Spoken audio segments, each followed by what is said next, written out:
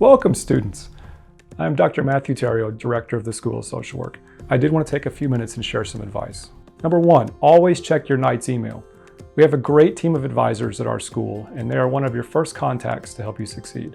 Whether that's through your course schedule or providing you with news about UCF events or financial aid opportunities, your advisor is your link to creating a fulfilling university experience. Number two, get involved. We have many social work student organizations that will help you forge a community with your peers. Access our brand new student resource website to find a full list. Number three, ask questions. The questions you ask yourself, your peers, your faculty and staff will help you illuminate your social work career.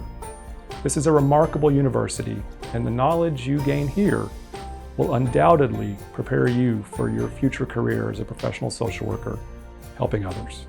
I'm proud to share this experience with you, and I encourage you to send me an email, come see me, drop in my office, say hello, and I look forward to connecting with all of you as you begin your career as a student at the University of Central Florida School of Social Work. This place is built on the innovative spirit of our students, and I can't wait to see how you all unleash your potential. Charge on, Knights.